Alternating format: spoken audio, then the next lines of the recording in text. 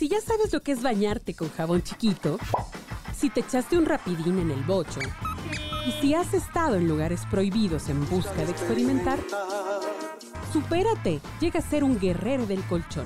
Aquí te vamos a dar toda la información. Escucha La Orgasmería de Barrio con @tulipangordito y la banda de Sexpertos.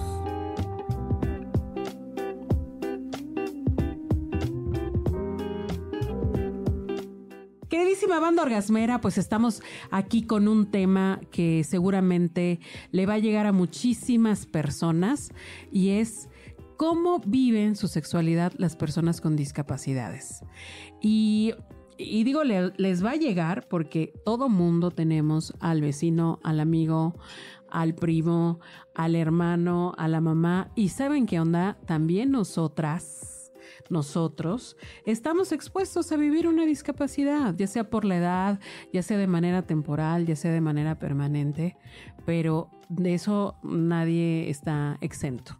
Entonces, o exenta. Así es que más vale que nos volvamos a pensar empáticos, a pensar en esas personas, porque podemos ser nosotros en un momento dado, o alguien que amamos, o alguien cercano. Y también quieren coger, pues cómo no. Y alguien que nos guste, porque sí ha pasado. Y alguien que nos guste, sí. ¿No? Que, o sea, no cualquiera. Está con nosotros mi querida Pamela, bienvenida. Hola. Está Maiko. Hola. Maiko, querida, y nuestra querida Jane de la Selva, para interrogar a esta mujer hermosa que viene a compartirnos su experiencia. Querida Pamela, ¿cómo la viven las personas con discapacidades? ¿Tú que tienes experiencia en el trato con ellas? En general, justo hace poco estábamos platicando ahí en el trabajo, por ejemplo, en la parte de la información, y eso me pasa muy comúnmente. Ahorita voy a poner el ejemplo de discapacidad auditiva, ¿no? Sí. Hay una situación de falta de información para esas personas porque pues no acceden, ¿no? O sea, no todos usan lengua de señas, eso es cierto. Muchos usan labios o usan otras formas de comunicarse. Sin embargo, en esta como comunicación nos quedamos en lo básico, ¿no? Entonces, por ejemplo, hemos visto casos donde la mujer llega a tener 5 hijos, ¿no? Y le preguntamos, ¿no? Porque incluso la vemos y es como uno tras otro. Y nos dicen, no, pues es que mi pareja, ¿no? Justo ese caso que nos contaba y que también tiene discapacidad auditiva, pues él se tomó la pastilla y él me dijo que ya no. Y yo ahí caí y dije, es que la pastilla anticonceptiva de hombre no ha llegado a México. Y yo ahí me di cuenta y me dije, a ver, ¿cómo, no? O sea, y ya nos dijo, pues sí.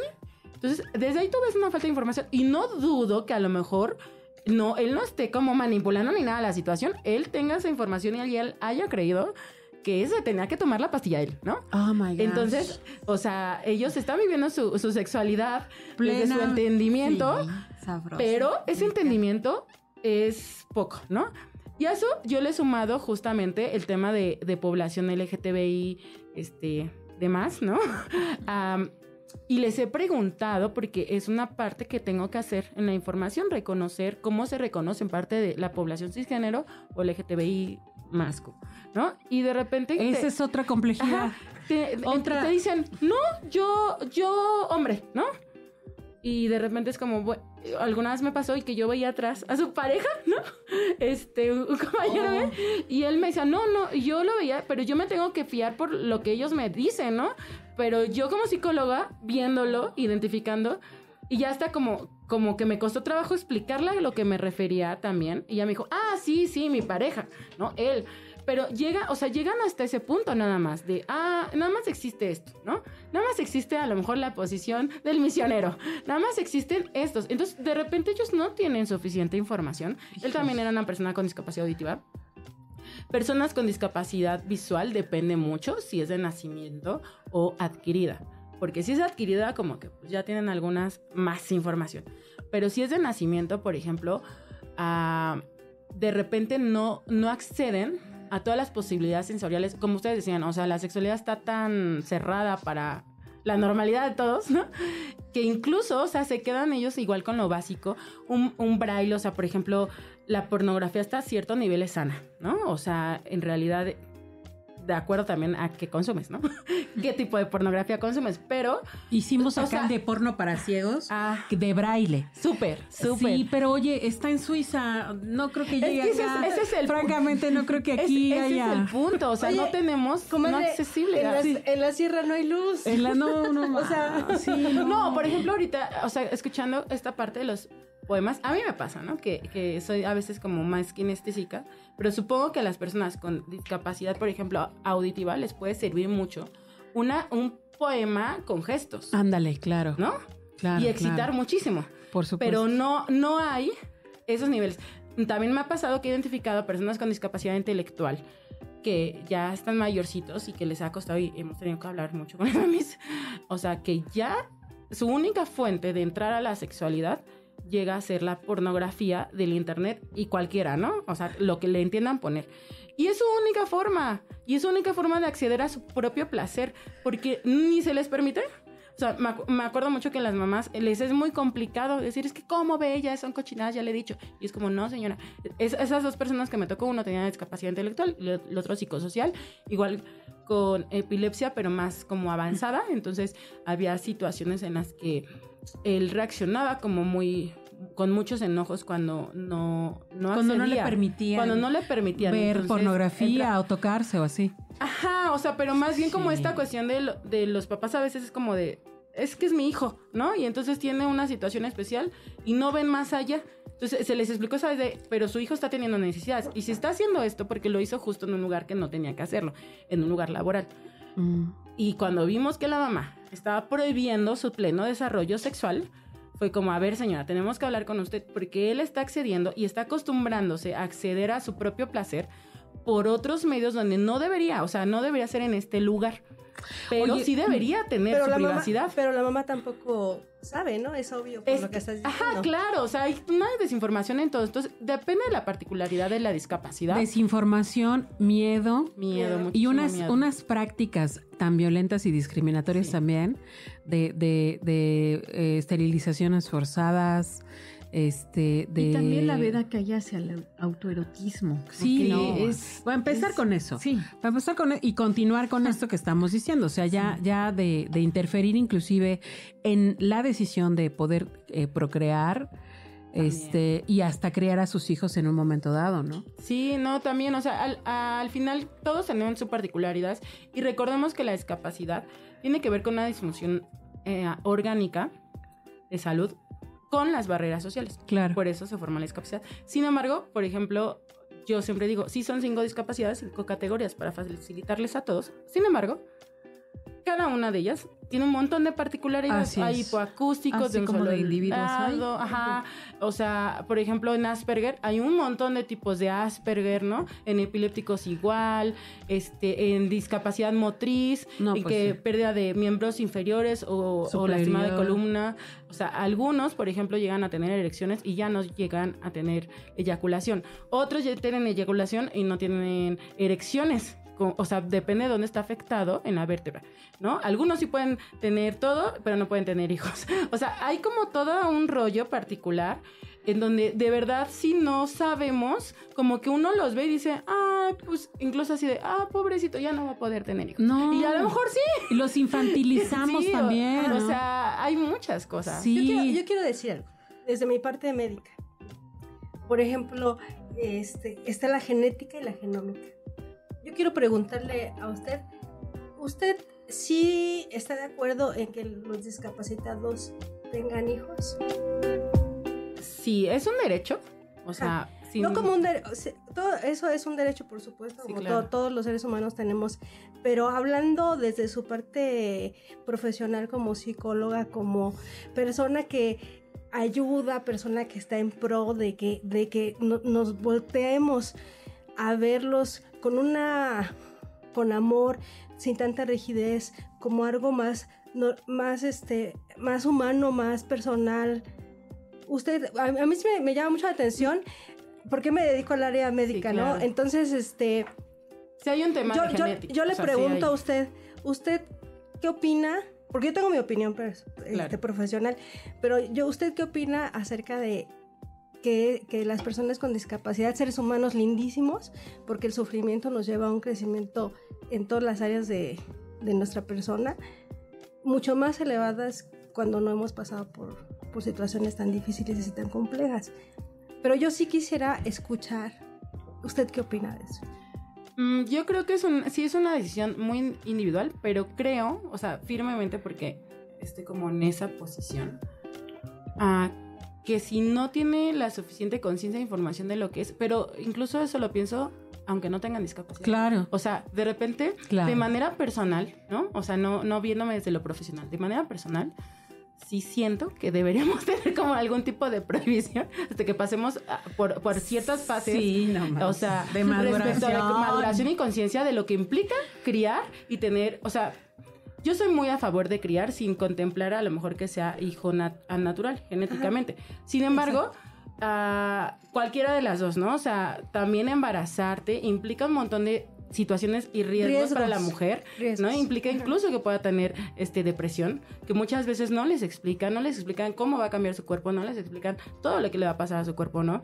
Entonces, si tú no estás consciente de todo eso, de repente llegas a tener una crianza desde incluso la violencia, ¿no? Desde una manipulación, desde otras cosas, independientemente de lo genético, porque, por ejemplo, en mi caso, o sea, si fueron esas generaciones que no sabían, o sea, mi abuela pues tuvo depresión, ¿no? O sea, de parte de mi papá ya había antecedentes de epilépticos, ¿no? Antecedentes de alcoholismo de parte de mis abuelos. O sea, todo eso implica como cuando me diagnosticaron sí, seguramente, o sea, mi epilepsia. Viene, ¿no? Sí, pero aparte de mi epilepsia, pues te hacen tomografía, te hacen todo para ver de dónde viene y no se encuentra. Entonces me explicaron que era celular.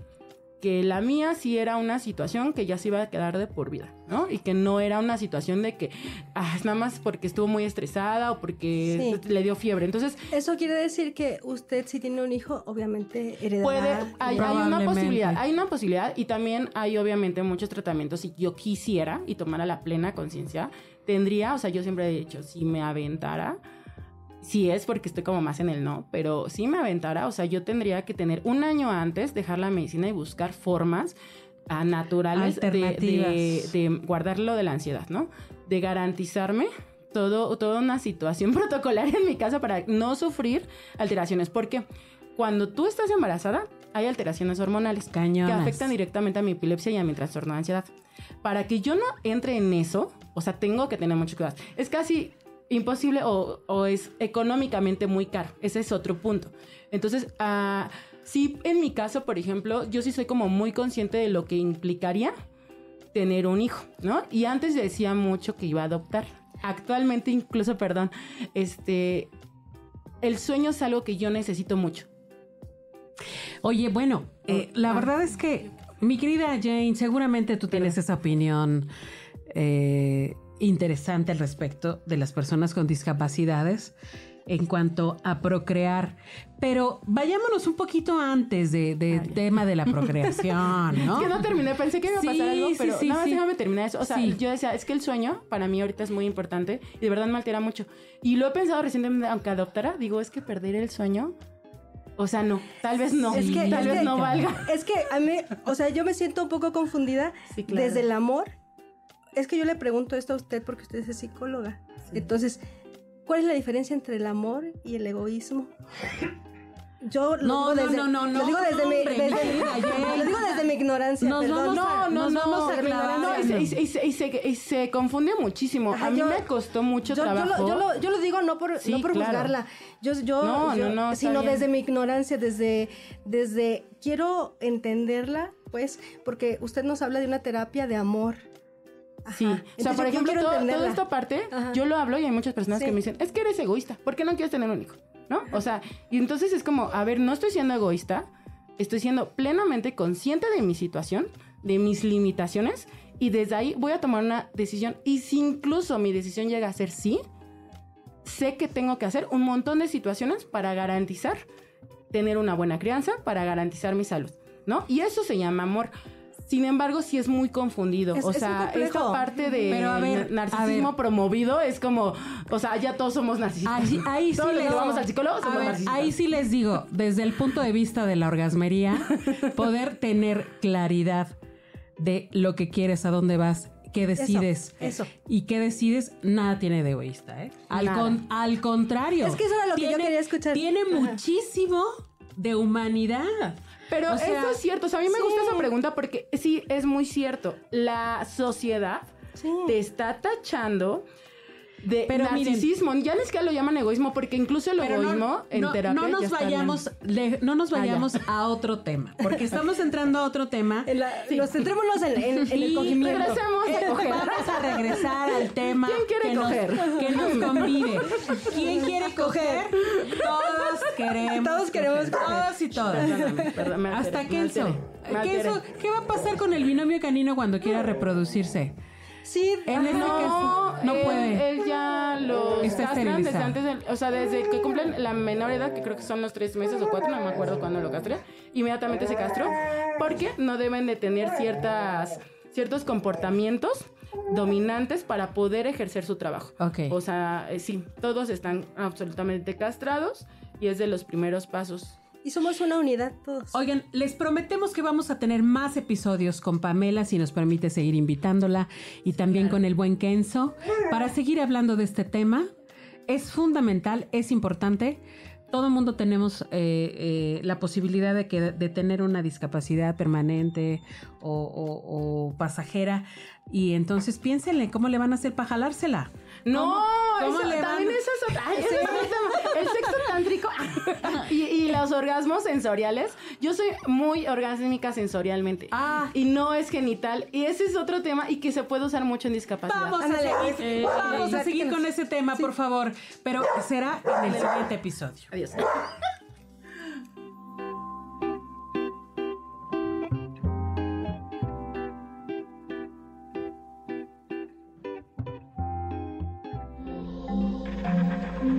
Este audio está hecho en Output Podcast.